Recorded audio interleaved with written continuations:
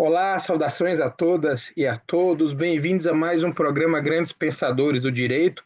Hoje nós temos a honra e a imensa satisfação de receber aqui o professor Alisson Mascaro, conhecido de todos, que vai fazer um bate-papo hoje bastante descontraído conosco, para compartilhar um pouco sobre as suas ideias. Professor Alisson, primeiramente, muito obrigado por aceitar o nosso convite, por vir aqui à Escola dos Advogados, pela sua disponibilidade para com toda a nossa categoria, com os advogados de São Paulo, dos outros estados. Eu queria, para nós começarmos já esse nosso bate-papo, te fazer uma provocação, né? Perguntar já de uma forma bem direta qual é o papel da crítica do direito na superação de uma política que atua para a administração do capitalismo.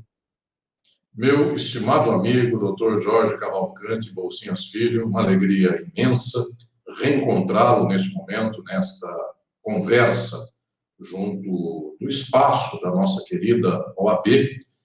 E aproveito, então, esta sua pergunta inicial, já bastante impactante e estrutural, para dizer que nós não temos opção no nível da advocacia a não ser enfrentar o dragão que se apresenta à nossa frente. Mas temos, agora sim, a necessidade de entender melhor de onde vem esse dragão, como é que nós podemos domá-lo, matá-lo, como é que nós podemos dar conta da realidade.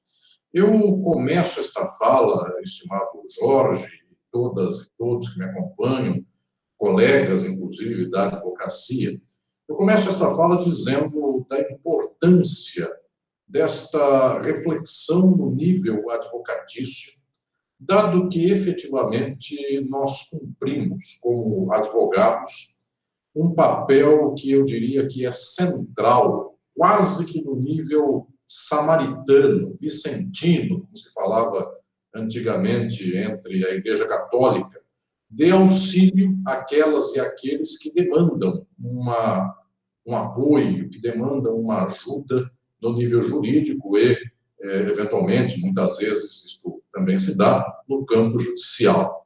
Então, nós temos seres humanos que estão presos.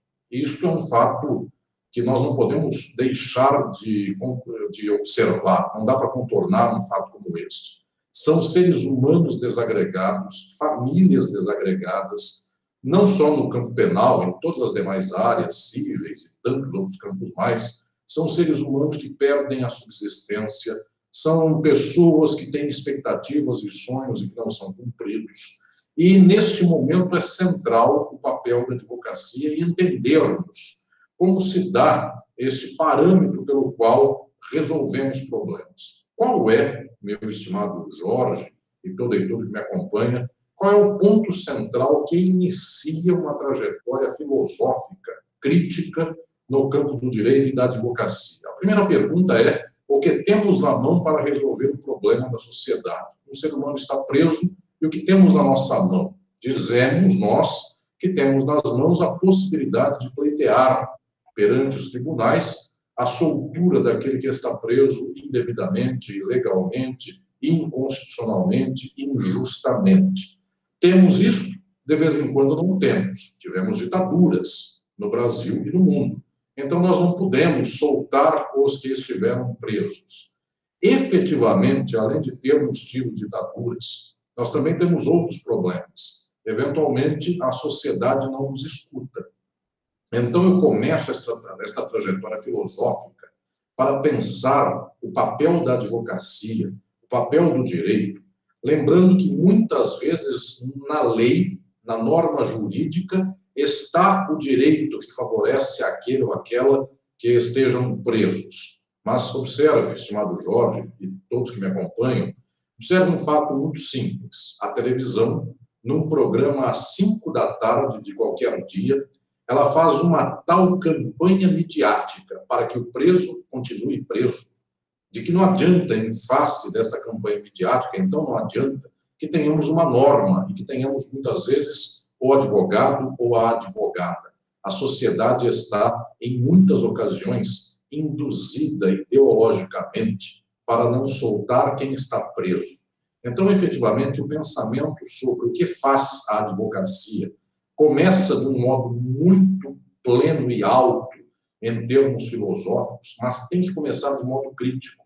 Será que nós temos efetivamente os remédios em nossas mãos, enquanto advogados e advogadas? Porque alguns dizem assim, o remédio está lá, está na Constituição, está lá o habeas corpus. Como não teríamos isso? Sim, mas efetivamente quando há toda uma estruturação filosófica, eu vou falar aqui da subjetividade das pessoas, que dizem que direitos humanos são só para humanos direitos. Esta frase é recorrente entre as pessoas, que dizem que muitos direitos a pessoa se torna vagabunda. Então, as pessoas lutam muitas vezes pelo fim dos direitos sociais e não pela ampliação dos direitos sociais. Não lembremos desta categoria valorosa da nossa advocacia, que é a advocacia trabalhista, que muitas vezes come o pão que o diabo amassou, porque não está havendo progresso nos termos das garantias jurídicas da trabalhadora e do trabalhador. Pelo contrário, está havendo retrocesso. Ano a ano estão cortando direitos sociais. Então, o que pode fazer a advocacia em face daquele ou daquela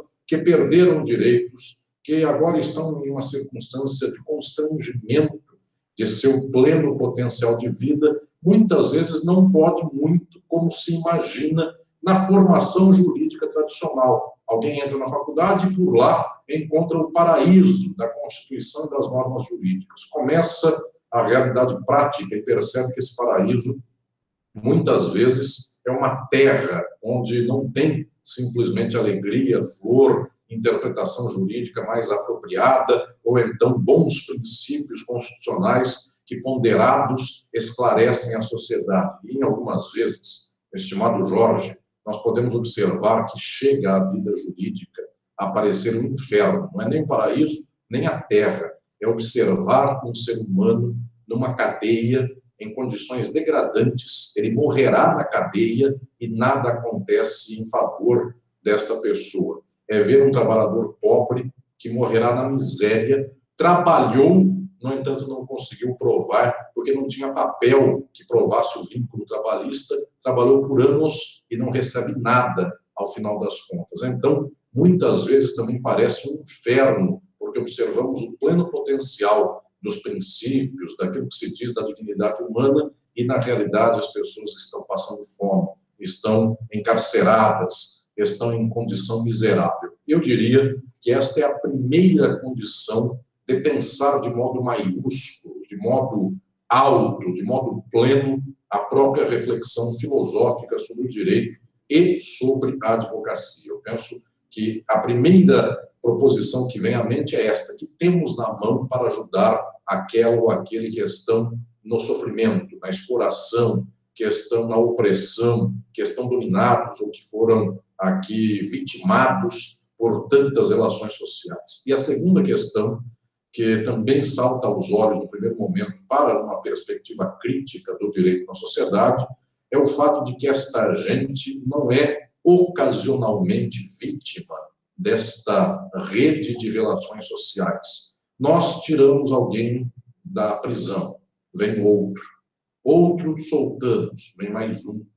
O advogado trabalhista demanda em favor de um trabalhador ou de uma trabalhadora, eventualmente consegue pleitear e garantir os seus direitos sociais. Vem outro trabalhador em seguida sem os direitos. Então, o que nós observamos é que existe uma produção industrial daquilo que o vulgo, que o senso comum chama de injustiça, seja a injustiça individual, seja a injustiça social. Não é um caso só. Se fosse uma exceção, nós diríamos, muito bem, na regra, a sociedade sempre produz pessoas que se defendem, que têm suas condições bem estabelecidas, de vez em quando escorrega, então o advogado defende um caso ou outro de exceção. É muito pior que isso. Para todas e todos que me acompanham, é muito mais estruturante do que isso. Existe uma forma de produção das relações sociais e esta forma faz com que a maioria seja explorada. Esta forma faz com que haja uma estrutura social que vitimiza aqueles e aquelas de sempre. As classes pobres, trabalhadoras, que muitas vezes não conseguem sequer entender como é que conversam com um advogado, com um defensor público, com um defensor dativo, que seja, como é que procuram seus direitos. Estimado Jorge, eu conto muito para os meus alunos na USP, quando os recebo, os meus alunos de graduação, de pós-graduação, de mestrado, doutorado, pós-doutorado, já tem essa experiência. Mas aos de graduação eu sempre digo que para uma pessoa pobre, a presença do Estado não é o poder judiciário, como nós imaginamos. Quando alguém pensa no Estado, em quem ele lembra? Nós imaginamos, lembra da figura do presidente da República, do governador, do prefeito, ou dos deputados, ou dos senadores, ou da magistratura. Estas figuras que para nós, na nossa cabeça, são típicas do Estado, são aquelas figuras que encarnam os três poderes e suas funções, os mundos correspondentes aqui, aqueles que são os encargos, aquelas que são as atribuições de competência dos três poderes do Estado. Para o povo, nada disso é lembrado no primeiro momento. A única figura do Estado que bate na porta de um casebre, de um barraco na favela, na periferia de qualquer cidade, não é o juiz, não é o prefeito, não é o vereador. Tem gente que diz assim, mas quando ele é candidato, ele bate na porta de alguém na favela. Quando ele é candidato, quando ele é prefeito, ele não bate. Foi antes, ele não tem ainda o poder na mão. A única pessoa que bate na porta de alguém, numa comunidade do Brasil e de qualquer país do mundo, a única pessoa do Estado que bate à porta de alguém, essa pessoa é o policial. Então, a imagem que nós temos daquilo que é o Estado e daquilo que é o direito, não é a imagem de quem vem salvar dizendo, você não tem arroz, você não tem feijão, pela Constituição, pelo papel da Constituição está aqui. Todos têm direito à dignidade humana e eu lhe darei arroz, feijão. Pelo contrário, batem a porta e dizem, este arroz você comprou ou furtou? Porque se foi furto, então cometeu um crime e vai para a cadeia. Efetivamente, o que estou dizendo aqui é que nós temos uma produção em série daquilo que, volto a falar, é a expressão que se usa repetidamente e reiteradamente, que é a injustiça social. Isto se produz em série. E, infelizmente, aquilo que vem em série, a advocacia tenta resolver na base de 1 a 1. Enquanto nós somos artesanais, enquanto nós estamos aqui na nossa pequena arte de resolver um caso ou outro, a sociedade tem uma forma social, tem uma forma que produz a exploração e a dominação. Nós estamos, muitas vezes, tentando salvar um caso, mas existe aí uma indústria de casos acontecendo. Ou o mundo inteiro se tornava advogado, coisa que é impossível, ou nós resolvemos o mundo, ou nós resolvemos esta estrutura que produz a injustiça. Estimado Jorge e todas e todos que me acompanham, minha esperança, minha reflexão, meu trajeto intelectual e do pensamento e da luta jurídica não é simplesmente para que todo mundo tenha um advogado, mas é que nós consigamos resolver a produção da sociabilidade de tal modo que, então, a advocacia possa cumprir aquilo que deve cumprir, que é observar a exceção, o caso que aconteceu de modo imprevisto. Nos dias de hoje, pobreza, criminalização, miséria, exploração e injustiça não são exceção, são exatamente o programa desta sociedade.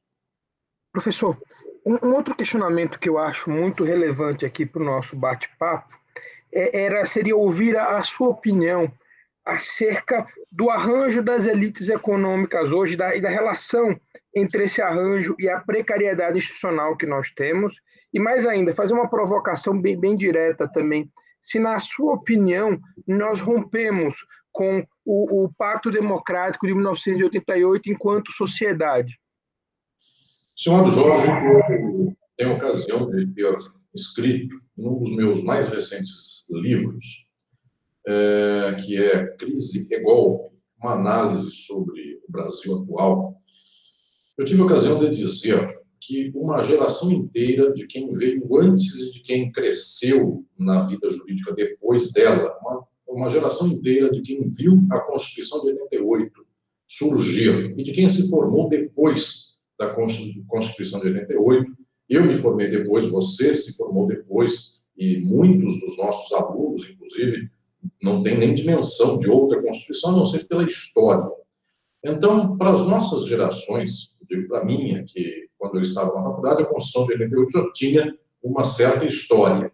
Eu, quando me formei, a Constituição já tinha 10 anos, quando me formei na graduação e me tornei advogado, já passava de uma década de Constituição Federal. Pois bem, para muita gente, nós que vivemos esse período, para nós, a Constituição de 88, a Constituição Federal, ela estava e está ainda para a maioria muito, eu vou usar aqui uma palavra filosófica, muito naturalizada, que vem a ser isto de naturalização. O processo de naturalização é aquele pelo qual um dado que é histórico, social, passa a ser compreendido por nós como se fosse algo que é da natureza, sempre existiu por aí. Então, eu dou alguns exemplos. Quando alguém observa um ser humano pobre morando num barraco, uma vez ele vê isso, 2 vezes ele vê isso, 500 vezes ele vê isso, ele diz assim, a pobreza é uma coisa que sempre existiu, é natural. Então, aquilo que deveria chocar a nossa percepção, em algum momento o nosso olho se acostuma, o nosso coração se anestesia e a nossa fala começa a entender que isto seja um quadro da natureza, tal qual existe um rio que corta a cidade, existem pessoas que não têm terreno para morar, então moram à beira do rio. Esta naturalização também se dá com a Constituição de 88. Em primeiro lugar, porque há um discurso comum entre nós juristas de que a Constituição de 88 é muito boa. Eu quero poder aqui propor uma reflexão a esse respeito. Essa reflexão eu a faço desde que publiquei um livro, ainda muito jovem, que se chamou Crítica da Legalidade do Direito Brasileiro, para pensar como se dá a estruturação do direito brasileiro, da legalidade no Brasil e também da Constituição de 88. Minha tese central, que eu quero aqui poder também expor a todas e todos que nos acompanham. A Constituição de 88 é efetivamente muito boa, porque as anteriores eram muito ruins. Algumas até foram boas. A de 1946 não foi tão ruim como se pode imaginar. Teve por lá líderes que buscaram uma certa forma constituinte, uma certa estrutura constituinte até relativamente razoável, mas ainda assim uma Constituição conservadora. Pois bem, nem compararmos então a de 88 com a de 67, 69, que vem de emenda de uma ditadura, e tantos outros casos mais. O que eu estou dizendo é que, se olharmos o passado, a nossa é boa não só por boas razões internas, mas porque bater aqui em bêbado faz qualquer um ganhar. Portanto, ela já é melhor do que qualquer outra por ruindade das outras.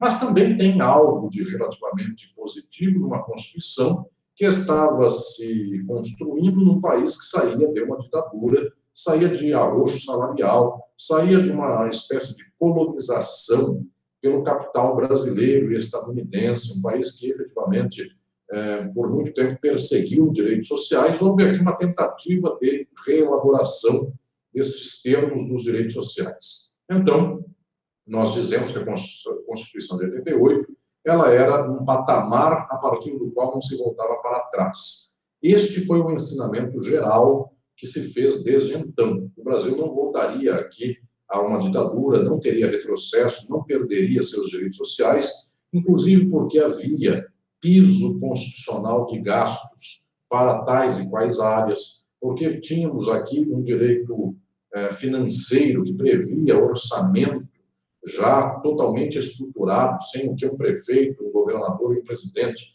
não teriam a liberdade de dizer não vou cuidar da saúde, da educação, porque havia uma previsão constitucional de gastos. E nós não entendemos que tudo isso poderia voltar para trás. A questão não é de piso constitucional para gastos. Infelizmente, faz poucos anos, nós estamos lidando com um teto constitucional de gastos. Então, nós gastaremos com pessoas que estão com coronavírus, Covid-19, nós gastaremos até X. Depois de X, há um teto constitucional de gastos. E se as pessoas não tiverem remédio, hospital, respirador, ventilador mecânico, qualquer coisa assim, elas morrem, porque o Estado gastará até um certo teto.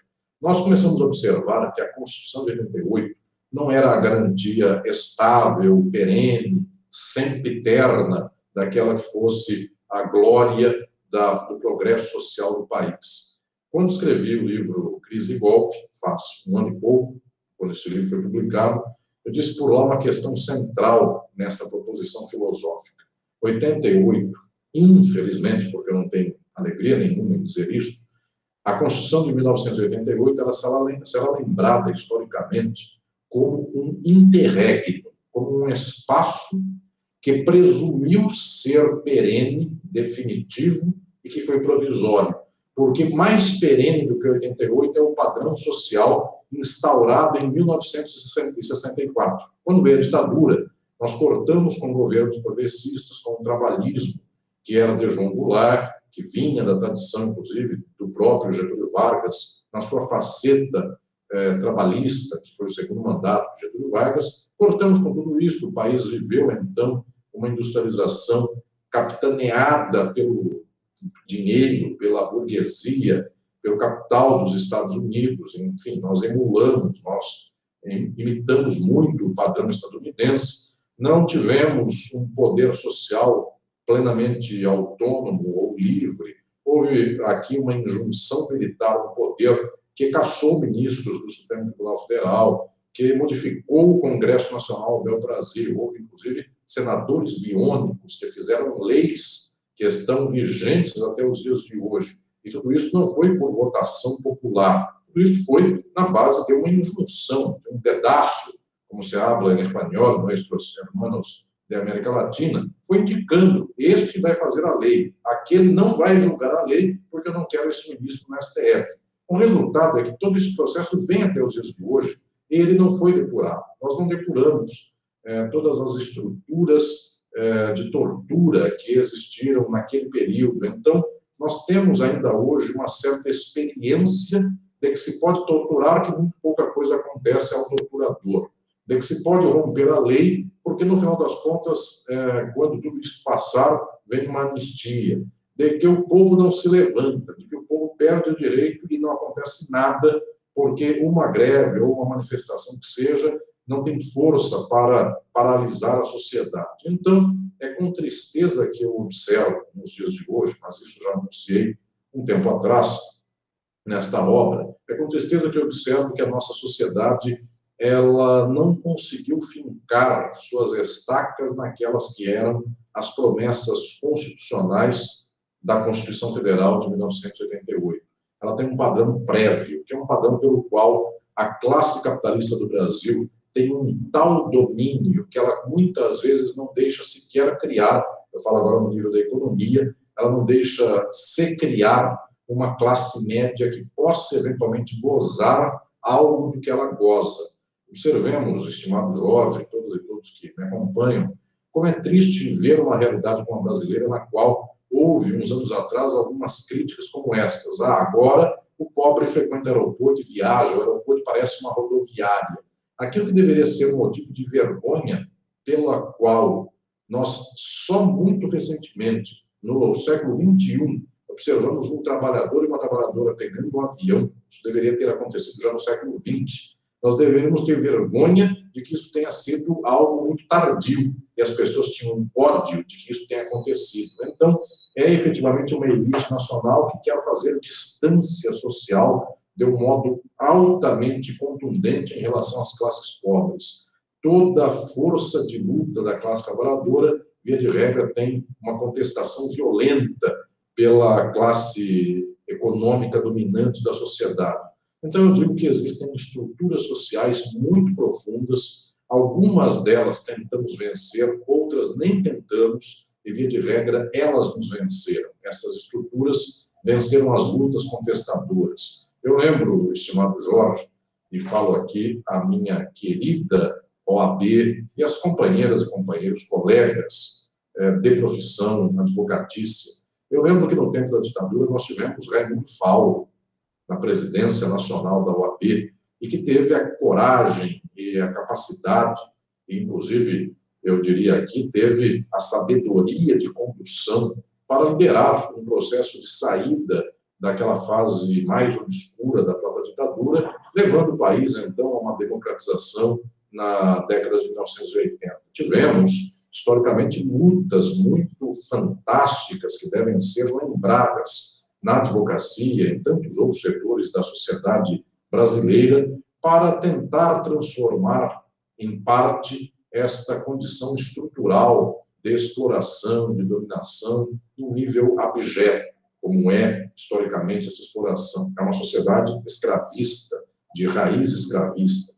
Então, nós tivemos lutas, algumas delas prosperaram. Posso dizer que algo da luta de Raimundo Fauro resultou na Constituição de 1988. Nós saímos de um Estado declarado ditatorial para um Estado declarado democrático de direito.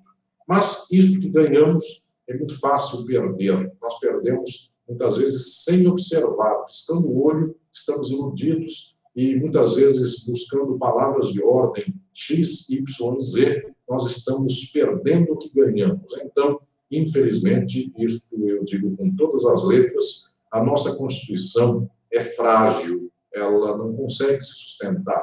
E não é por falta de interpretação constitucional, é essencialmente, é fundamentalmente, pelas razões de que a nossa sociedade tem um lastro na exploração, há um modo de produção que é exploratório, então é muito improvável que nós tenhamos leis que possam dar bons princípios constitucionais, normas que orientem aqui princípios e regras de alto gabarito e alta qualidade, com um engendramento material de modo de produção capitalista que quer moer seres humanos. Então, entre a lei e a realidade material vence. E para não dizer que isso é apenas no Brasil, observemos nós o que se passa no mundo.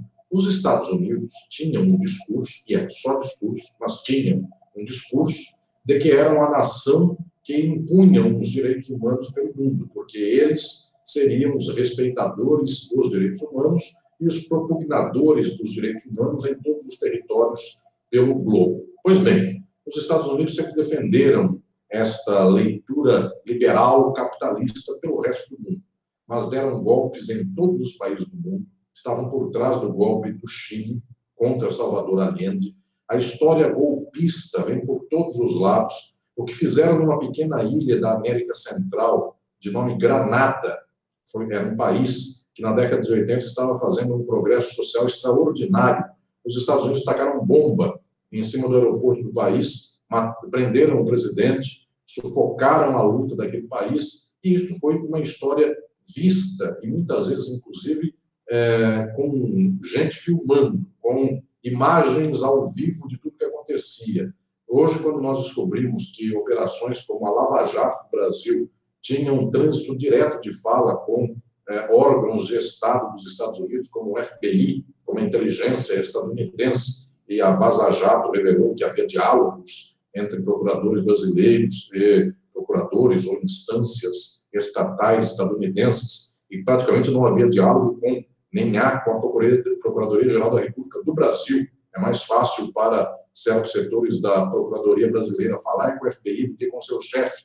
Então, nós observamos o quanto este quadro é um quadro que propugna direitos humanos, mas não dá. Isso estou dizendo nos Estados Unidos. Esta tradição liberal estadunidense é muito mais uma fala do que uma realidade. E nos dias de hoje, com Trump, ou então com Bush, filho, que fez uma guerra contra o direito internacional, Bush pai, mas mesmo os democratas, Obama, Clinton e outros mais, nós observamos que o quadro do capitalismo dá princípios, dá normativas que parecem bonitas, mas nunca as cumpre. Ou então, cumprem num caso, cumprem em outro caso, mas quando é o seu cumprimento estrutural, aí então rasgam-se os princípios em benefício da exploração e da dominação. Ou seja, é preciso ler com lentes críticas, com lentes que saibam perceber na raiz, na estrutura, o quadro social, senão nós nos embalamos pelo discurso e nós não entendemos que falando e cantando e recitando estes mantras de que o direito é a justiça, de que onde há instituições está garantida a paz social, nós estamos fazendo o caos falando em ordem.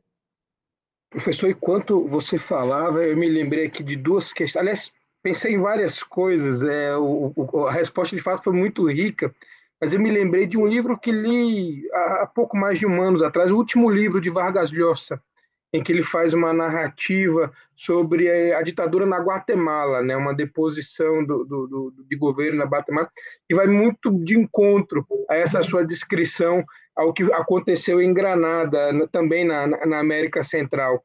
mas, acima de tudo, nas suas falas sobre a elite brasileira e sobre o escravagismo, que, de certa maneira, não foi completamente abolido na sociedade brasileira, eu faço aqui uma ligação rápida com algo que eu tenho escrito há algum tempo e que realmente me causa muita indignação.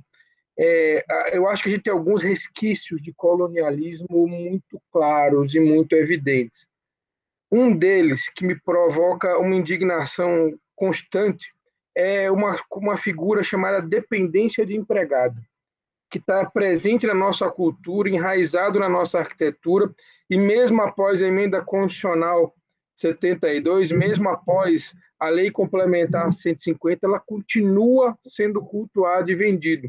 E é sempre um espaço que fica ali depois da área de serviço, né, às vezes sem janela para o lado de fora, sempre um espaço mais reduzido, de certa forma mais sombrio, da casa, e que parte de uma premissa completamente equivocada e que é um resquício desse nosso colonialismo que parece que não tem fim. Porque se você vai para outros países do mundo, eu tive duas experiências um pouco mais longas morando fora do Brasil. Nesses outros países não se parte da premissa que o empregado tem que dormir na sua casa para servi-lo a qualquer hora que seja necessário. Isso é muito próprio de nós, um resquício daquela casa grande que tinha que ter uma mucama para atendê-lo a qualquer hora do dia que fosse necessário. Mas eu não queria me alongar nessa observação, porque eu queria fazer uma outra provocação muito interessante. Você fez uma referência ao seu livro de 2018, né? E eu queria, sobre a crise daquele momento, eu queria exatamente lhe perguntar, eu conheço a obra, mas queria que você apresentasse um pouco para os nossos espectadores, né, o que na sua visão crítica está na origem daquela crise que parece também não ter fim, né? Aliás, ela parece se acentuar cada vez mais, né? Eu diria que do ponto de vista tanto econômico quanto político, nós vivemos agora em julho de 2020, né, quando esse bate-papo está sendo gravado, talvez um dos momentos mais baixos, digamos assim, do nosso país. Mas naquele momento ali, no meados da nossa década dos anos 2010, né, por volta de 2015, o que desencadeia aquela crise na sua análise, professor? Eu penso, estimado Jorge, que concorre para a crise brasileira, que explode nesse período, uma série de fatores nacionais e internacionais. A primeira destas condições é efetivamente a crise do capitalismo mundial. O capitalismo não é um regime estável, não é um modo de produção estável, como as pessoas podem imaginar. O capitalismo começa e sempre será assim. Eu comparo o modo de produção capitalista ao modo de produção que veio na Europa exatamente antes, que foi o modo de produção feudal. Quando se vê o feudalismo tende a ter uma certa estabilidade, uma certa perenidade. Por que isso? Porque o modelo pelo qual a apropriação da riqueza é feita no feudalismo tem por lastro a tradição. Então, o senhor feudal é filho de quem foi senhor feudal. Por sua vez, também foi filho do outro senhor feudal, e sempre será assim. E existem aparatos ideológicos que constituem tanto o senhor quanto o servo, dizendo: quem nasceu filho de senhor é senhor, quem nasceu filho de servo é servo. Então havia a igreja, havia a religião para dizer que não possuía o mundo outra alternativa a não ser esta feudal. Pois bem, o modo de produção feudal é mais estável do que o capitalista. O feudalismo ficava naquela toada de exploração por séculos e ficou por mais de milênio. O capitalismo, ele se lastreia numa instabilidade. Em primeiro lugar, porque aqui é um regime concorrencial, coisa que o feudalismo não era. O senhor feudal não concorre com o senhor feudal, ele não quer comprar o feudo do senhor vizinho. Jamais um feudo será vendido ou foi vendido para outro. Quem tem este feudo está neste, quem tem este está neste. Então não há uma concorrência aqui no sentido material, econômico ou político. No máximo há uma espécie de disputa simbólica para saber se esse castelo é mais bonito que esse. Mas isso já é um grau de dimensão de disputa muito reduzido. Isso é um grau de vaidade. E o capitalismo não é simplesmente vaidade. Uma pessoa não concorre com a outra por vaidade, para dizer, a minha loja é mais bonita que a sua. Se a minha loja for mais bonita que a loja do outro, mais clientes entrarão na minha loja em desfavor da loja do outro. Então, a concorrência aqui é material, é econômica. O capitalismo é um modo de produção de concorrência. Se ele é de concorrência e de exploração, ele é de instabilidade, porque, efetivamente, a empreitada econômica não tem garantia de que se sustenta. Eu dou o exemplo da industrialização. Desde o século XVIII, a Inglaterra, a França e depois outros países do mundo, outras regiões do mundo, se industrializaram. Pois bem, quem era um capitalista bem sustentado no século XVIII, na manufatura, então ele produzia por lá coisas mediante artesãos, com as mãos, estas pessoas transformavam um produto em outro. Quem tinha uma boa manufatura praticamente perdeu tudo no dia que chegou a indústria, a grande indústria, porque ele tinha por lá um exército de artesãos. Eles faziam, cada bom artesão marceneiro, fazia uma mesa a cada 3 dias. Um dia chegou a grande indústria e eles fazem 20 mesas por dia. E não são bons artesãos, só sabem pegar uma madeira, colocar numa certa máquina que corta a madeira, a outra cola, o outro bate prego, e aí é o Fordismo surgindo com a industrialização. O resultado, quem tinha um alto capital, um dia observou que alguém tem um capital muito maior do que o dele. Esta é a concorrência. Além disso, a concorrência gera exploração da classe trabalhadora, que tendencialmente cada vez ganha menos. E cada vez mais gente desempregada, portanto, um exército de mão de obra de reserva e o salário cada vez menor. O que estou dizendo é que esse quadro inteiro não é estável, esse quadro é crise. O pobre passa fome, o pobre percebe que não melhorará, então ele tenta fazer uma greve, também percebe que às vezes a greve é reprimida, então ele furta, mas aí ele vai preso, aí ele desestrutura a casa dele, porque o filho, que tem 3 anos de idade, vê o pai preso por 10 anos, o filho só volta a ver o pai aos 13, e nesse período ninguém cuidou do filho. Observemos nós, a crise social é a marca do capitalismo, não é que de vez em quando ela acontece sempre, ela é a estrutura do capitalismo. O livro anterior à Crise Golpe, eu falei do livro Crise Golpe agora há pouco, o livro anterior ao Crise Golpe, que escrevi, chama-se Estado e Forma Política. Neste livro, eu falei por lá que o Estado é uma forma do capitalismo e o capitalismo porta crise, ele tem crise estruturalmente. Então, o capitalismo não é um regime que passa longos períodos de estabilidade ou de estabilização. Chega uma hora que ele desestrutura as suas próprias condições. E, inclusive, isso é uma coisa chocante, a crise não é um mau negócio ao capitalismo, é um ótimo negócio às frações do capital que tem dinheiro. Observemos nós, colegas que me acompanham nesse momento, senhoras e senhores, nós vivemos uma crise econômica dos dias atuais no Brasil, no mundo, inclusive majorada, aumentada pela Covid-19. Pois bem, existe alguém que não está conseguindo fechar as contas, ele fecha a sua empresa, ele encerra a atividade empresarial. Pois bem, ele devolve o aluguel do imóvel. O dono daquele imóvel, o proprietário do imóvel, sabe que não vai alugar facilmente esse imóvel para outra pessoa, não aluga do mesmo valor do que alugava anteriormente. Resultado, uma outra empresa que queira alugar aquele imóvel, aluga, então, um valor mais baixo do que a empresa anterior. Aquilo que é a desgraça de alguns no capitalismo é o aumento de capital de outros. Tanto é que quando vai uma empresa à falência, a sua concorrente dá risada, porque caem alguns, aquele que não caiu, aquela que não caiu, ficam de pé e acumulam o resultado do resto. Então, a crise não é algo que seja excepcional ao capitalismo, é o negócio do capitalismo. É fazer alguém ir à bancarrota, é ver a falência de um certo setor empresarial pela glória, então, do outro setor que concorre com aquele. Pois bem, se o quadro é este, eu digo que aquilo que aconteceu no Brasil em 2015 tem por grande questão estrutural, a primeira das questões é a crise do capitalismo mundial, porque o capitalismo mundialmente entra numa crise que, na verdade, tem um pico desde 2008, o capitalismo quebrou no plano mundial em 2008, quebrou num nível quase como se fosse aquele de 1929, com a quebra da Bolsa de Valores de Nova York. Naquele período, o capitalismo não fechava sua estrutura. Agora também não fecha. Quando o capitalismo entra em crise, acontece um fato geopolítico. Eu quero aqui estabelecer esta reflexão com as senhoras e os senhores.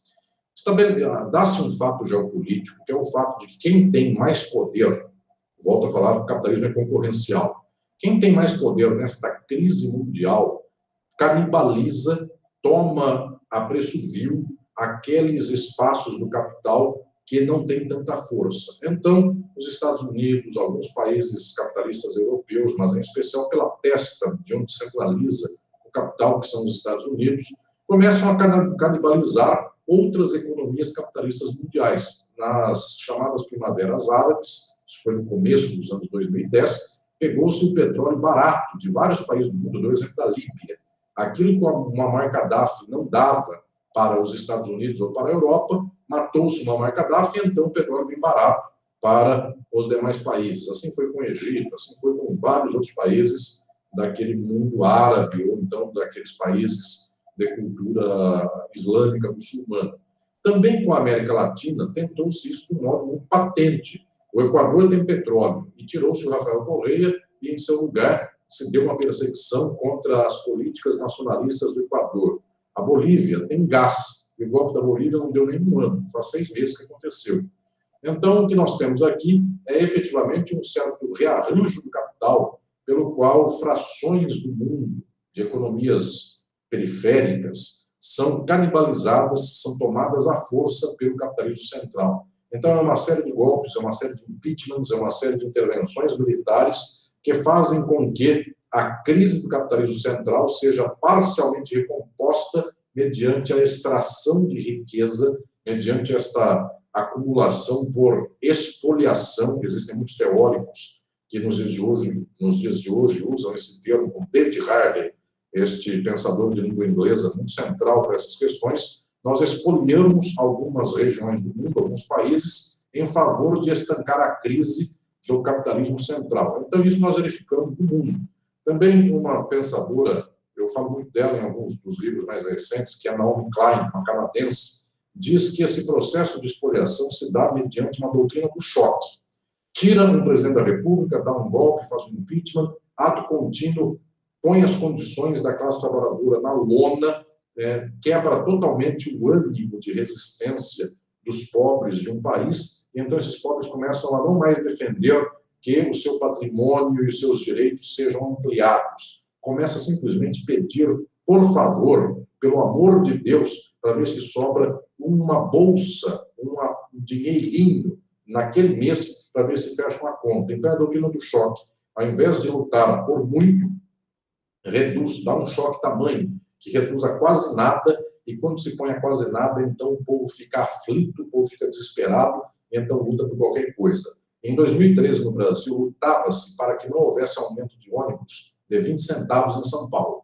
E lutava-se para que o pré-sal, os fundos, os royalties do pré-sal pudessem ser utilizados para a melhoria da educação. Havia um slogan naquele tempo que se dizia: eu quero a educação no patamar, educação e a saúde no patamar daquilo que é o estádio de futebol. Então, eu quero educação padrão FIFA, eu quero saúde padrão FIFA. Pois bem, isso foi 2013.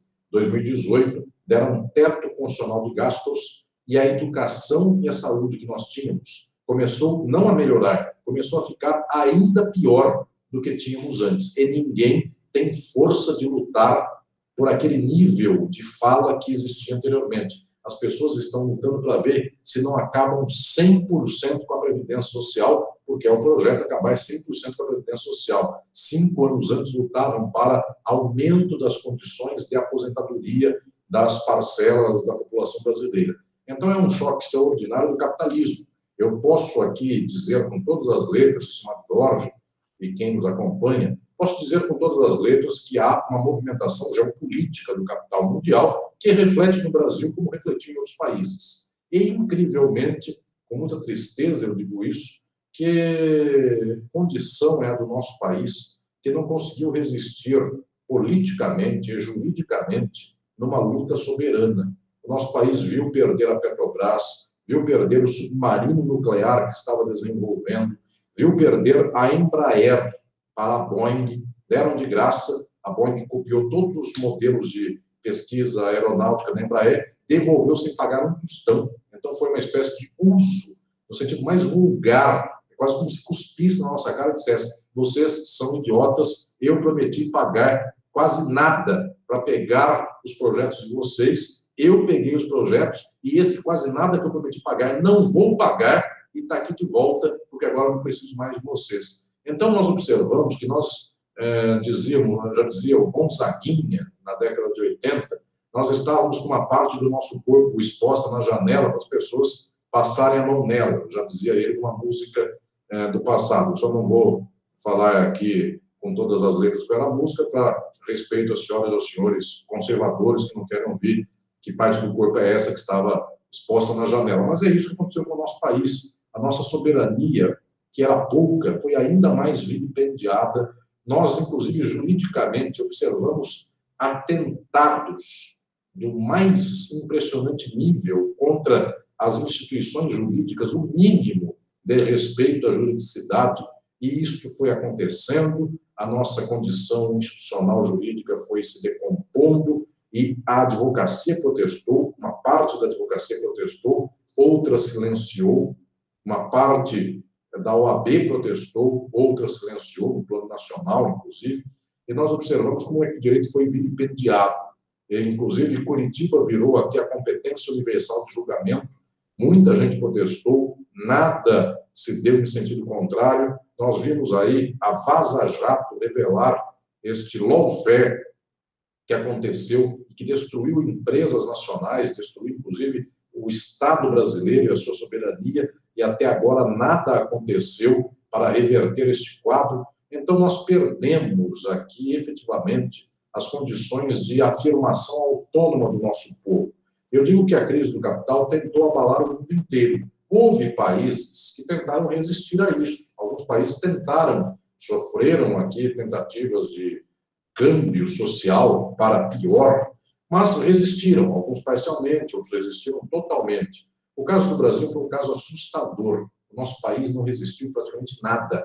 As lutas de resistência perderam-se todas. Nós denunciamos o lawfare, nós denunciamos aquilo que era a tragédia social. Quantos advogados e advogados nos últimos anos tiveram a coragem de vir a público e dizer: este quadro é um quadro de ignomínia jurídica. E sofreram perseguições, inclusive, por conta disso. E, infelizmente, toda esta nossa luta de resistência não foi suficiente.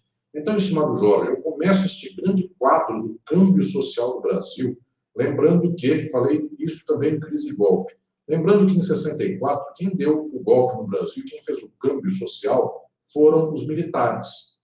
Em 2013 para 2016, quando houve impeachment, e depois disso, o ato continuado de perda de direitos, que vem até hoje, parece que não está acabando, quem conduziu no primeiro momento esse processo foi o mundo jurídico, foi o judiciário, foi o Ministério Público, foi uma certa ordem de institucionalização jurídica que, em nome do combate à corrupção, acabou com o país, fez com que a nossa estrutura social fosse esgarçada. Claro que depois, isto é a história da memória, e quem tem a arma na mão efetivamente manda, depois, em um segundo momento, sucedem aos juristas os militares novamente, que hoje disponibilizam aqui uma ordem de poder, como nunca houve na história da democratização do país, e efetivamente estão na testa do poder político do nosso país no presente momento. Mas o que estou dizendo é que houve aqui uma mudança muito profunda de padrão social. E eu concluo esta reflexão sobre o que causou esta mudança agora no plano interno, porque não basta apenas dizermos que houve um câmbio internacional do capital. Também houve um câmbio, uma mudança do capital no plano interno do país. Houve frações do capital disputando contra outras frações. As construtoras e empreiteiras perderam todo o poder, não tem mais negócios no exterior, porque desde um certo momento ficou carimbado juridicamente que elas eram corruptas no Brasil e no exterior. Nenhum país faz negócio mais com a empreiteira do Brasil, então perdemos mercado externo na América Latina, na África, na Europa, até nos Estados Unidos havia mercado para as construtoras do Brasil e não tem mais, as empreiteiras. Perdemos a Petrobras na prática, ela foi sendo cortada de pedaço em pedaço e agora ela é quase que disfuncional. O Brasil não produz mais gasolina de avião um dado básico para a nossa aviação.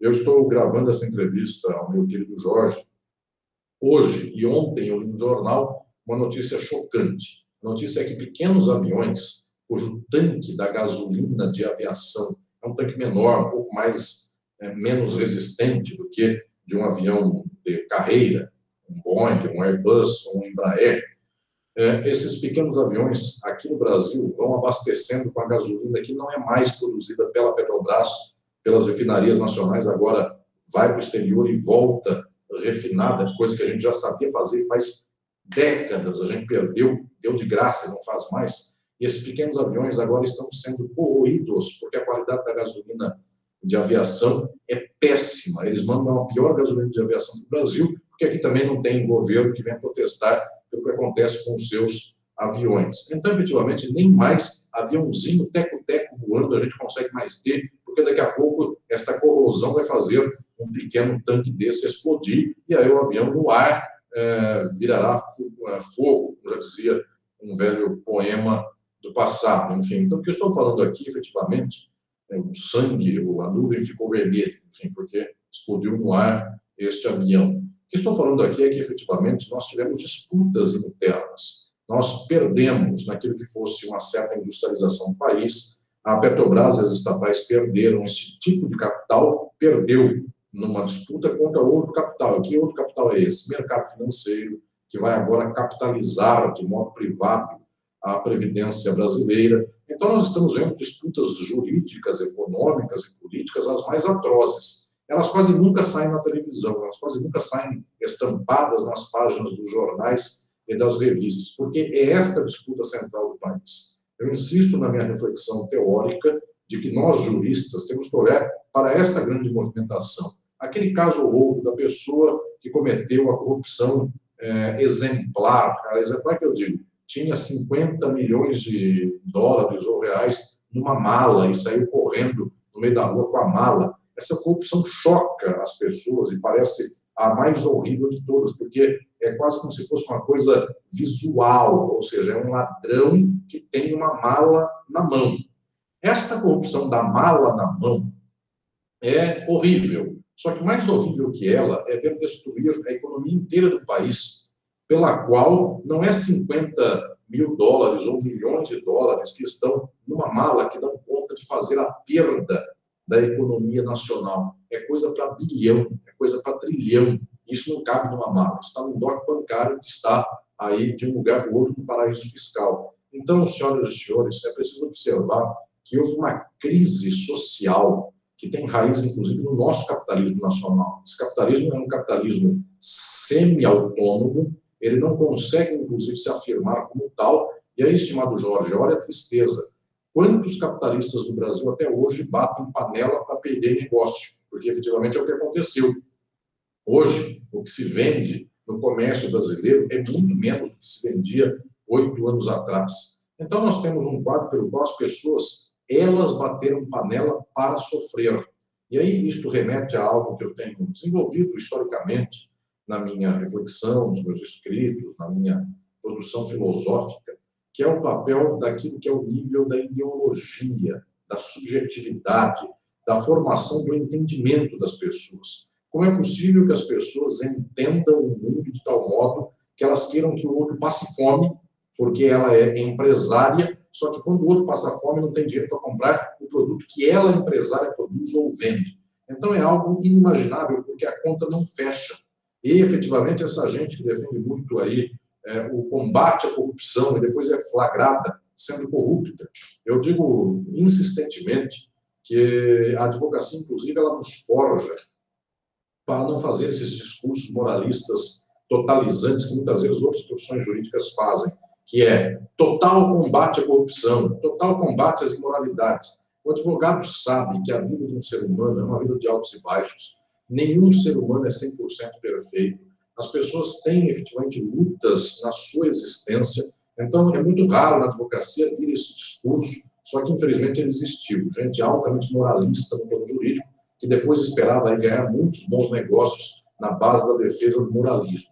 Mas estou dizendo que houve esta fala contra a corrupção, etc. e tal, e aí vai se flagrando um a um Um é com a rachadinha, o outro é com a divisão de riqueza entre tal e qual. Sobre o outro, para a sombra de que o seu amigo de advocacia vendia sentença, e assim vai sucessivamente. Eu não estou dando nomes, só estou dizendo notícias que pipocam por aí, que até podem se revelar, inclusive infundadas, não dou nome nenhum, inclusive para dizer que são suspeitas que por aí existem. Só que, neste combate à corrupção, vem aí estas pessoas que parecem as inatacáveis, parecem as pessoas que podem ser aqui, eu comparei no Crise Golpe, inclusive, certas figuras, ao Torquemada, que vinha lá para impor a ordem inquisitorial, Savonarola, que era um padre que queria a total incorruptibilidade do mundo, e ele acabou morto, porque não tem condição de prender o mundo inteiro na cadeia, dado que errado está quem quer prender o mundo inteiro.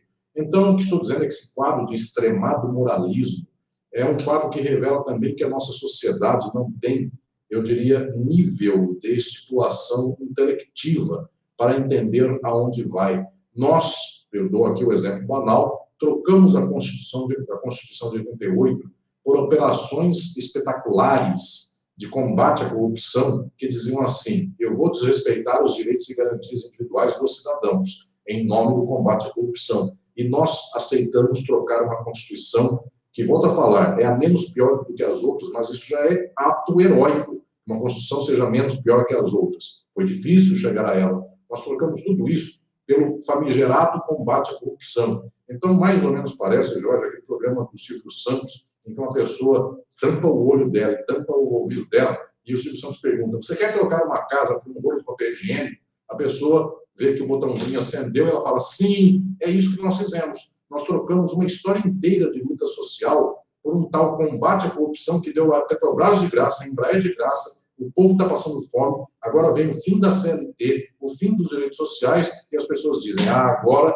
não tem mais corrupto. E, no entanto, vem rachadinha, vem uma série de outras coisas mais, que é só a casca, porque a grande corrupção continua igual. O capitalismo é corrupto, não são os agentes do capitalismo que de vez em quando são corruptos. Se o dinheiro compra, ele compra qualquer coisa. Então, é o dinheiro, é a existência do dinheiro que faz todas as coisas do mundo terem seu preço. O problema é que as coisas do mundo sejam compráveis. A terra, a água, a comida, o teto no qual habitamos, sobre o qual habitamos, as coisas da existência deveriam ser de todas e todos. Como as coisas são mercadoria, todas as coisas do mundo têm um preço, todas. E aí, infelizmente, as ações do ser humano são todas intermediadas pela mercadoria. Então, eu quero fazer aqui também esta reflexão: não é o moralismo que nos salva, é a mudança estrutural das condições de sociabilidade, mudança esta que faça com que o mundo não seja mais um mundo do dinheiro. Então, Jorge, as causas desta mudança do tempo presente, de um país que piorou, e não é que ele era grande coisa, ele era horrível, ficou um pouco mais horrível, esta condição de mudança se deveu a fatores externos e fatores internos. Ao capitalismo, que no plano internacional tem uma crise estrutural, no plano nacional também, a disputa entre frações, e agora nós observamos então um quadro que é quase como se fosse de um rescaldo de guerra. Nós precisamos animar a nossa gente para a mobilização e para a transformação social, em especial, eu falo aqui, esta entrevista é a advocacia, eu falo às queridas companheiras e companheiros, porque a nossa voz tem que ser ouvida. Não valeu rasgar tudo que tínhamos em troca desse moralismo, e muito pelo contrário, estamos numa condição pior. Professor, eu queria pegar um gancho nessa sua última afirmação, se tivermos ainda um tempinho, para fazer uma última provocação, uma última pergunta. Muitas vezes, ao longo da história da humanidade, né, e na área dos direitos sociais, isso é muito perceptível. Eu gosto muito de uma frase de um juslaboralista uruguaio, já falecido, chamado Héctor Hugo Barba Gelata, em que ele fala muito da resiliência do direito do trabalho e fala muito nas constantes lutas do direito do trabalho contra a crise, na sua capacidade de, às vezes, ressurgir quase que das cinzas, né? E eu queria lhe fazer uma pergunta exatamente como essa, né? Pegando um gancho nesse breve exemplo, nessa afirmação. Nós vivemos hoje uma crise absolutamente sem precedentes, né? Uma crise sanitária, como já não vivíamos desde 1918, com a diferença de que em 1918 os vírus não viajavam por avião tão facilmente como agora. E a população econômica, e a população mundial era muito menor. Além disso, vem uma crise econômica também absolutamente avassaladora, como decorrência dessa crise sanitária, em especial porque a crise sanitária gerou uma crise de consumo que gera uma crise econômica. É possível que a partir das cinzas dessas crises somadas atuais, a gente consiga ver nascer o germe aí de uma nova sociabilidade? A reflexão sobre o modelo de dinâmica social, eu estou aqui falando em termos talvez bastante abstratos, mas eu vou concretizar daqui a pouco. A sociedade é dinâmica, a sua produção e a sua reprodução é um processo constante pelo qual todos os dias e todas as noites todos os seres humanos fazem coisas. Então não é simplesmente um dado estático ou parado. Para que o mundo mantenha a sua ordem como está, as pessoas inventam novas coisas todos os dias. Então eu dou exemplo para a própria advocacia. Quem foi advogado até 10 anos atrás, eu fui, o Jorge também foi, e outros mais, de 10 anos para cá, a tecnologia invadiu o mundo jurídico de tal modo que muita gente que não é o meu tempo, mas muita gente que eu conheci anteriormente, que é do tempo da máquina de escrever, minha primeira petição, digitei em computador, mas muita gente começou a fazer petição em máquina de escrever. Quem é do tempo da máquina de escrever ainda está vivo para ver o tempo do processo judicial eletrônico. Então, ele passou pela máquina de escrever, pelo computador Word, depois pela internet, e hoje a plataforma pela qual ele tem que fazer tudo por lá. Muito bem, o advogado que começou, sei lá, na década de 80, 70, 60, e está vivo até hoje, alguns deles, e estão na era desta tecnologia digital, esta pessoa está se reinventando todo dia, a todo momento. O exemplo da Covid, enfim, as pessoas nunca imaginaram que fariam audiência virtual.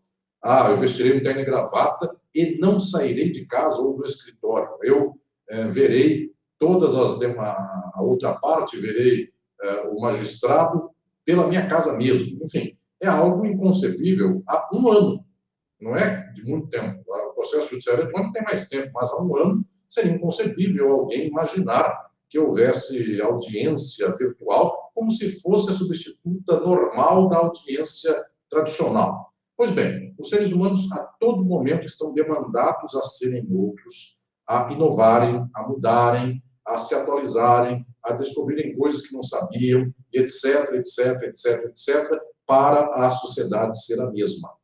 Para aquele que tem o capital, manter o capital, para aquele que não tem, pedir migalha. Ou seja, nós mudamos, agimos, suamos, e a ordem é a mesma coisa. Embora a tecnologia seja nova, mas eu dou o exemplo aqui. Quem era o preso na década de 60 no Brasil era, em geral, o pobre e o negro. Quem é o preso em 2020 no Brasil é o pobre e é o negro. Só que na década de 60, ele era conduzido debaixo de vara ao Poder Judiciário, que então sentenciava. E nos dias de hoje, eventualmente, é videoconferência, que também, debaixo de vara, faz com que ele esteja preso. Efetivamente, nós mudamos demais e a sociedade é a mesma. Eu me preocupo muito, estimado Jorge, eu fico feliz de poder aqui falar desses termos da minha reflexão.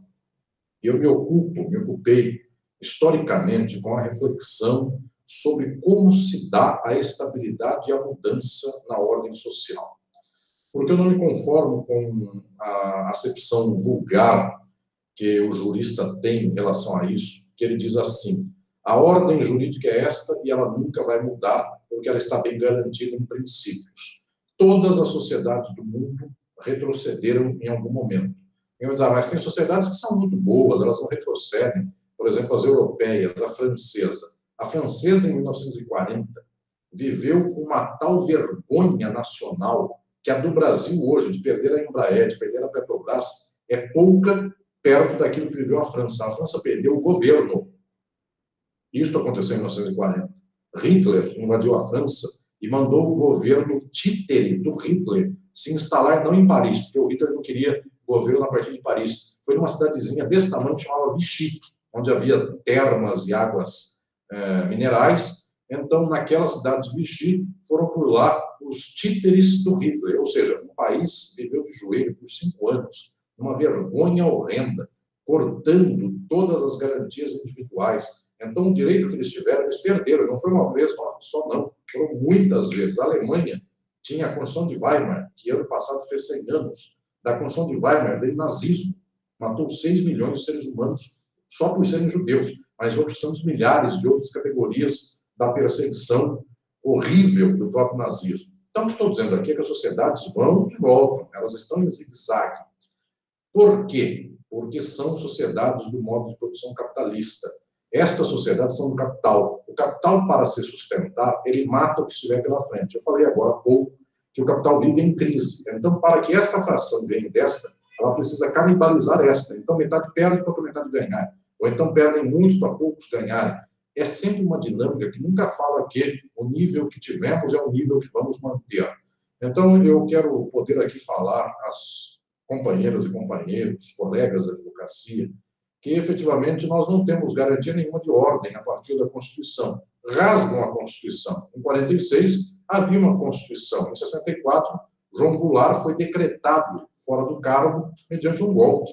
E o STF falou que não foi golpe. Aquilo que era um golpe, lavaram as mãos e disseram, tá bom, para vocês eu falo que não é golpe. Não precisou nem do cabo do soldado, aí que são famosos, segundo a lenda de um dos príncipes que governam o país. Então, bastou simplesmente mandar anunciar, não precisou nem de telégrafo, alguém mandou gritar do outro lado da Praça dos Três Poderes que o João Goulart havia sido tirado do cargo, e o outro lado, então, da Praça dos Três Poderes falou, ok, é constitucional aquilo que vocês queiram fazer, qualquer coisa que vocês queiram fazer. Pois bem, o que eu estou dizendo é que nenhuma lei garante, nenhuma Constituição garante.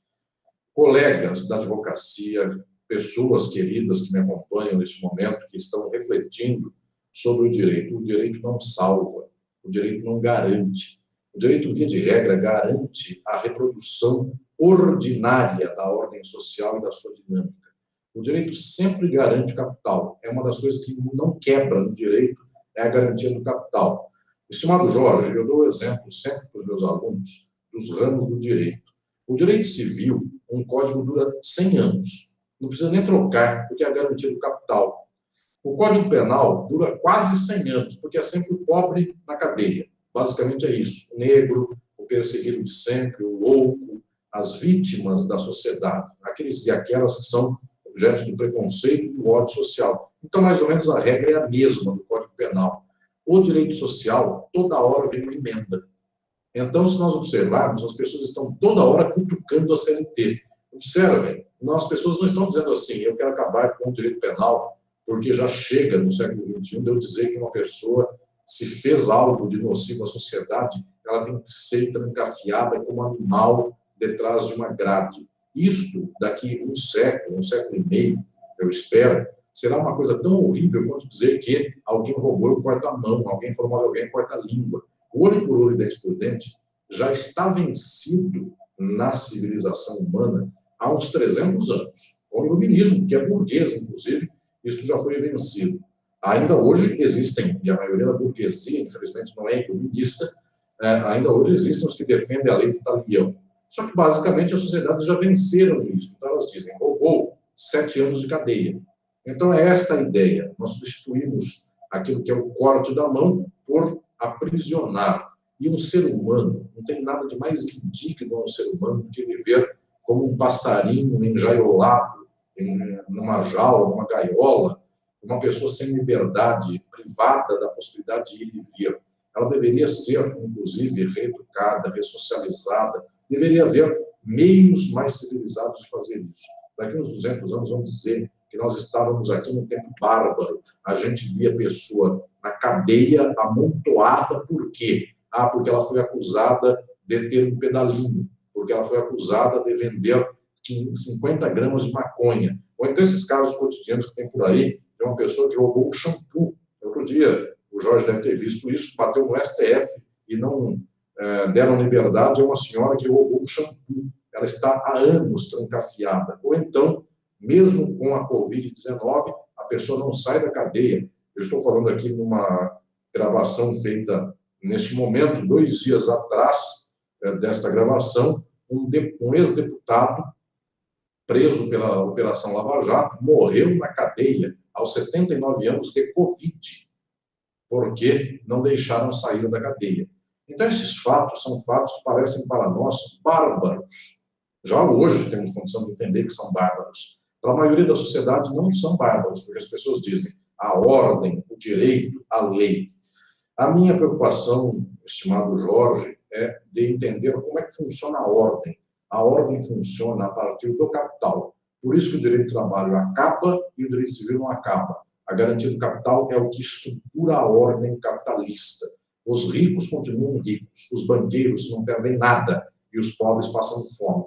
Esta é a dinâmica do capital. Agora, o que possibilita a transformação desta dinâmica? E com isso eu quero chegar aqui, talvez, à reflexão mais alta e mais importante, porque não é só esta de observação passiva da realidade. Olhando de longe, sempre o capital ganha e sempre a classe trabalhadora perde.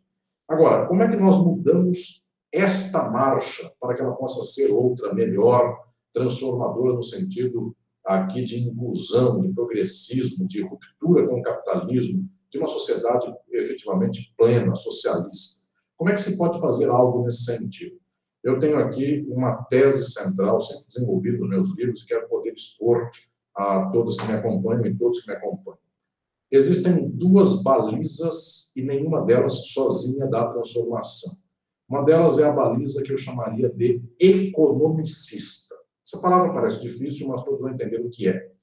Esta baliza diz assim: a economia vive em sobressalto, vive em crise. Numa crise como esta, quando cortarem os direitos sociais, o Jorge lembrou aí de um laboralista, juslaboralista uruguaio, que sempre refletiu sobre o Uruguai, a Argentina, também o Brasil, sempre refletiram sobre a importância do direito do trabalho, são os que fizeram a CLT para o Vargas, os que estavam com o Perón, enfim, toda uma ordem de reflexão juslaboral. Pois bem, quando se observa um quadro como o Brasil, e se diz assim: agora, se o governo cortar os direitos sociais, a gente vai ver de camarote o Brasil se transformar, porque vai acontecer um barril de pólvora. Qual é a leitura disso? A leitura é economicista. Se eu cortar os direitos sociais do povo, o povo vai passar fome. Isso até aqui é verdade. Quanto mais eu corto o salário do trabalhador, quando agora existe uma proposta deste infame ministro da Economia de acabar com o salário mensal, o salário é simplesmente pela hora trabalhada, e ponto final, é salário de horista, é regressão ao nível pré-revolução industrial. Então, quando eu chegar em coisas como tais, o povo vai passar fome. Pois bem, as pessoas dirão assim: então, nesse momento, aquele que é o empresário não tem mais para quem vender, porque se o povo não tem nem condição de ter isto de dinheiro, ele vai comprar o quê? De um lojista. Então, nós dizemos assim: a transformação social sairia por razões econômicas. O povo passa fome, não compra, o empresário não tem para quem vender, isto gera uma espiral de crise, esta crise seria a transformação do mundo. Esta leitura é economicista. A outra leitura é o exato oposto dessa, é a leitura politicista. Ela dá toda a ênfase na vontade política. Então, o que diz esta outra leitura? Ela diz assim: não importa que condição tenhamos, se a classe trabalhadora se juntar, ela transforma o mundo. Então, vamos mobilizar as massas. Vamos falar para o povo que o povo tem que se transformar, que então o povo se transforma. Onde já se viu o povo perder os direitos e ficar quieto? Então, esta leitura é a leitura voluntarista, politicista, porque ela fala: com a ação política, nós mudamos o mundo. Pois bem, em toda a minha trajetória de reflexão, eu quero poder aqui expor, eu reconheço que estas 2 vertentes devem ser compreendidas por nós, devem ser até tomadas por baliza, só que elas não são a verdade de transformação social. Porque a verdade de transformação social é um ponto mais alto de interconexão desses 2 fenômenos. É verdade que a crise mobiliza o povo. É verdade que no momento de crise é talvez mais fácil eu chegar para alguém e dizer assim para ele: olha, você acredita que você está desempregado ou empregado porque Deus lhe deu emprego? Observe que existe uma razão econômica nisso. Não é Deus que te deu emprego ou que te tirou o emprego. Então, é verdade que no momento de crise eu consigo ter uma sensibilização maior da classe trabalhadora para que entenda que seria muito importante que ela lutasse pelos seus direitos, que ela lutasse pela expansão da sua afirmação social e não pelo fim dos direitos sociais. Em momentos de certa bonança, o pobre quer fazer churrasco e o rico quer viajar para Miami. Então, também não é culpa do pobre. A sociedade inteira começa a se anestesiar no consumo.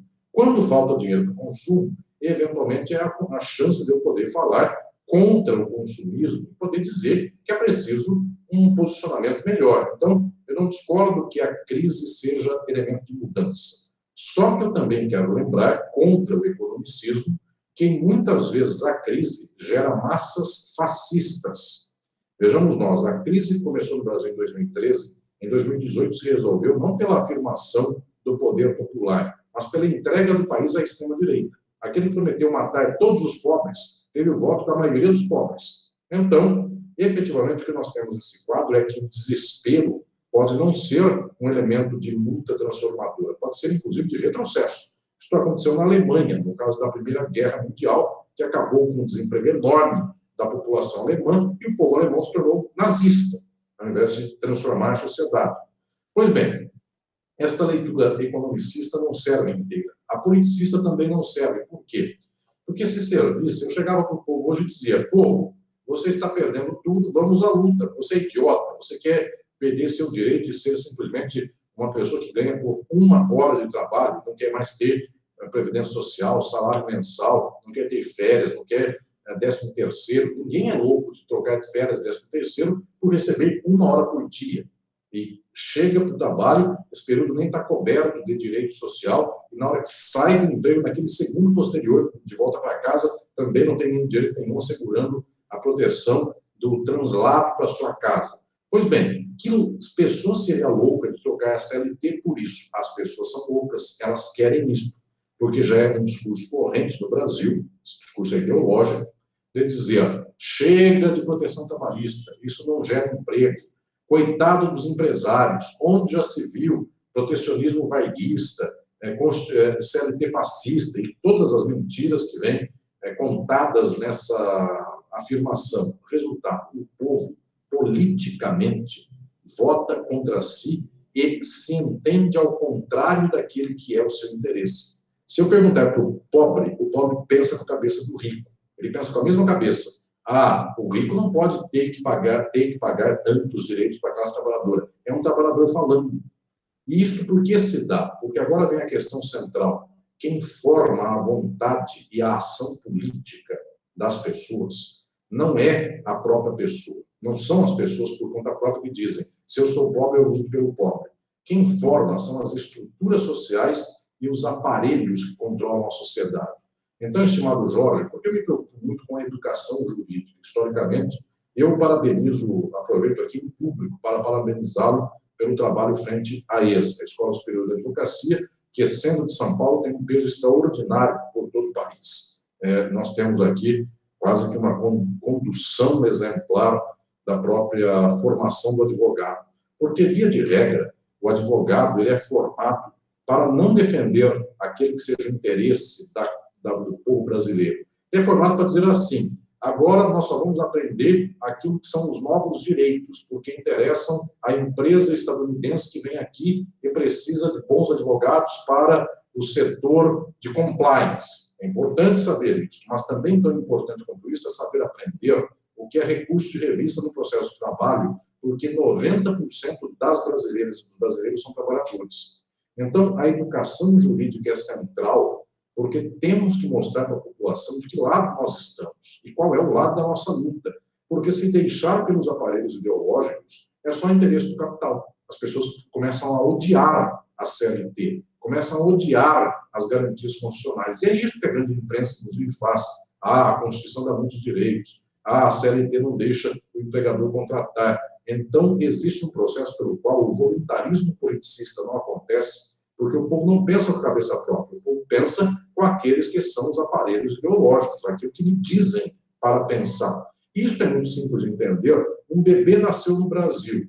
Depois de 20 anos, ele fala bom dia. O bebê nasceu em Buenos Aires. Depois de 20 anos, ele fala buen dia, ou buenos dias. E como é possível que um bebê que nasceu aqui e outro lá, um fale bom dia, outro fale bom dia, e nos Estados Unidos fale good morning. Não é possível que as pessoas falem palavras diferentes e elas não falem a mesma coisa. Claro, é porque nós somos constituídos pela sociedade que nos estrutura. Quem nasceu numa sociedade que fala português, sai falando português. Agora, quem nasceu em uma sociedade capitalista, e isso é o mundo inteiro hoje, sai com os valores do capitalismo. Tal qual quem nasceu num país de língua espanhola fala espanhol. Então, o que estou dizendo aqui, efetivamente, é que o nosso padrão de entendimento é do capital, é da exploração.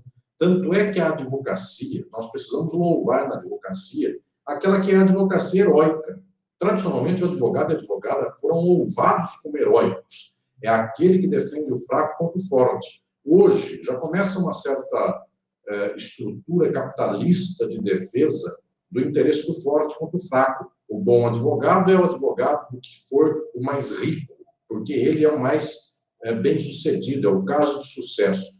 Isto é profundo, e isto deve ter de nossa parte uma reflexão altamente gabaritada para que nós não possamos, para que nós não venhamos a reproduzir este padrão ideológico horrendo da injustiça social. Então, para falar dessas duas balizas, a economia pode quebrar que o povo tem a mobilização do capital, o povo não transforma a sociedade. O povo fala, eu estou passando fome porque a minha religião falou que eu cometi um castigo, algo horrível, um pecado, e então Deus está castigando. Observemos nós, é preciso uma junção de situação social, condições econômicas, com luta mobilizadora do povo. Se nós não dermos o sentido da luta, nós não fazemos a condução das massas, nós não levantamos a própria classe trabalhadora do mundo. Então, o direito social não vai voltar por osmose, não é um bumerangue que eu taco e que ele volta naturalmente. Ele volta por luta da classe trabalhadora. Quem perdeu a CLT só fará recomposição de direitos sociais na base da luta. Então, efetivamente, o que nós precisamos é trazer a sociedade conosco. E quando eu falo da advocacia, que observou e falou muitas vezes, a advocacia se pronunciou muitas vezes contra o desmonte institucional do país, é preciso falar e falar e falar, porque isto é luta, isto é exemplificação, isto é possibilidade de compreensão teórica, filosófica, sociológica, histórica do que se passou com a nossa gente, para que pare de acontecer, para que não aconteça mais, para que nós efetivamente possamos escrever a história de outro modo. Estimado Jorge, todas e todos que me acompanham nesta ocasião, quero dizer aqui efetivamente que a sociedade tende a sofrer e ficar igual, mas nada tem por obrigação, nada induz a que nós tenhamos que assistir de modo passivo todo este contexto da exploração e das dominações e nós não tenhamos nada para fazer ou para falar. Falar, abrir cabeças, lutar, mobilizar, denunciar são instrumentos fundamentais de todos nós. Até porque vai que numa dessas, vai que nesta mobilização, nesta fala, nós consigamos despertar entendimento, coração, razão, mãos de nossas sociedades. Então, o povo que sofre, um dia consiga também entender por que sofre. Um povo que passa a injustiça, consiga entender que a injustiça não pode ser chamada por justiça. Justiça é outra coisa. E então, este povo que escreve a história do mundo com o seu sangue, aproveite eventualmente uma gota deste sangue para escrever uma história que depois será de sorriso e de alegria. Então, meu querido Jorge, queridas e queridos que me acompanham nesta entrevista para a OAB e para a advocacia, eu digo aqui com toda tranquilidade, com toda certeza, que eu ainda tenho muita esperança. Estamos num momento de horror e se deixarmos do jeito que está, a sociedade está em crise, está em exploração e pelo direito está fazendo a injustiça. Mas se nós tivermos a possibilidade de chegarmos num processo de compreensão social e de união das nossas mãos, então a sociedade será toda ela advogada de si própria. E aí, nesse momento, a advocacia terá uma razão de ser, que é mudar a nossa história para melhor. Obrigado.